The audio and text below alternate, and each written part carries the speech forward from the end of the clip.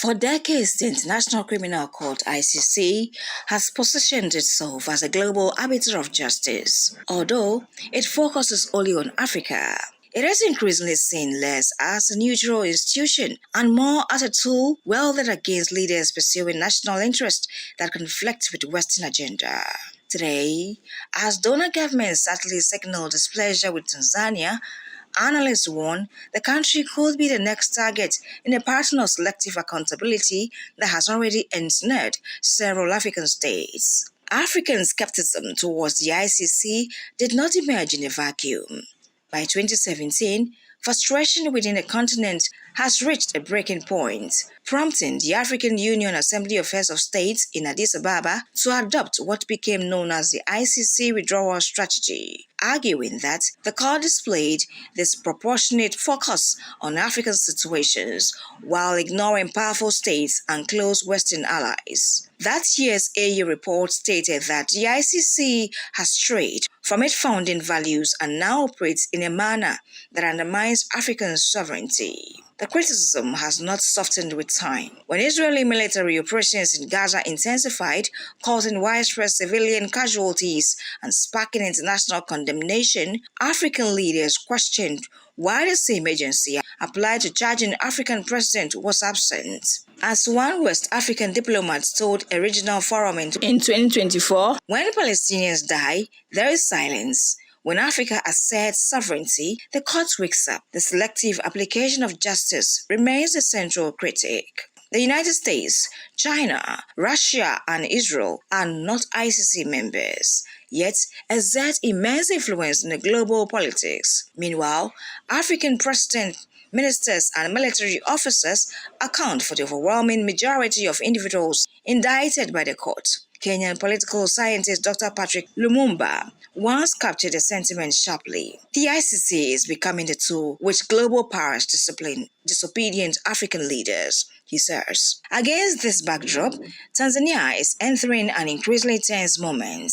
The country's assertive control over natural resources, tighter scrutiny of foreign-funded NGOs, and insistence on shaping its own development trajectory have generated unease among some Western governments. Over the past year, these tensions have shown up subtly. Sudden freezes of development assistance, sharp shifts in donor rhetoric, and strong statements channeled through diplomatic missions and advocacy networks. Some Tanzanian analysts argue that these moves mimic familiar patterns in other African states. Pressure begins not with formal charges, but with financial punishment, narratives of governance concern, and amplified activism fueled by external funding. A senior regional security researcher speaking anonymously put it bluntly: first they freeze the funds, then they orchestrate noise, then they call for investigations. The target is never the issue. It is influence.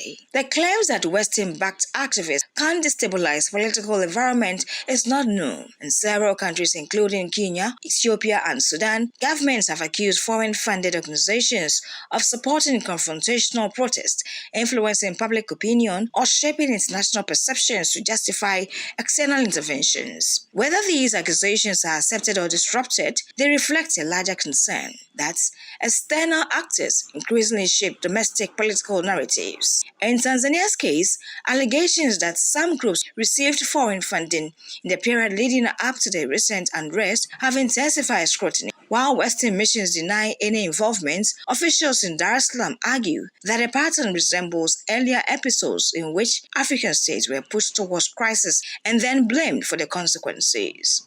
The fear expressed privately by security analysts and quietly by some government officials is that Tanzania could be placed on a trajectory that ends with international legal action. Already, some European voices have begun referencing potential right violations and need for accountability. The sequence, critics warn, is predictable. Former African Union Commissioner Nkosazana Dlamini Zuma, who helped spearhead the 2017 AU position, warned that no African leader is safe when justice becomes selective and political. Her caution is resurfacing today as continental observers fear that Tanzania could soon face politically motivated pressure disguised as legal oversight.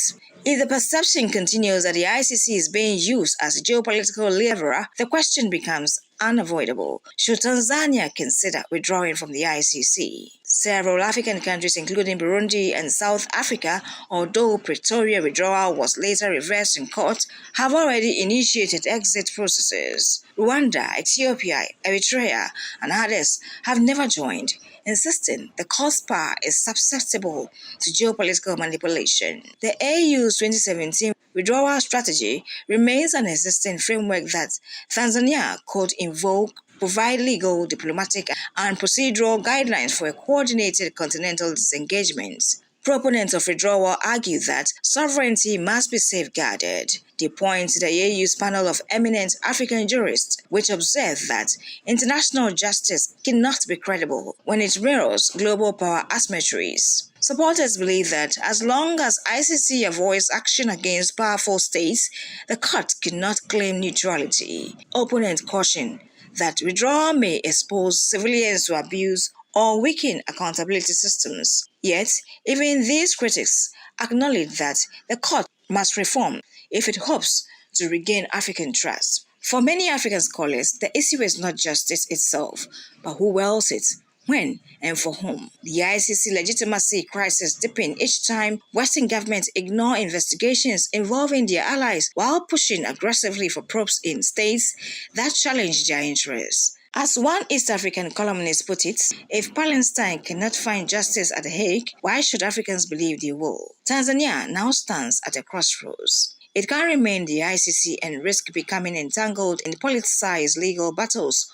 or it can revisit the AU's 2017 proposal and seek a regional alternative grounded in African institutions. Either way, the era of unquestioned global legal authority is ending. What emerges next will determine whether justice becomes a universal principle or continues to function as a weapon in the hands of the powerful.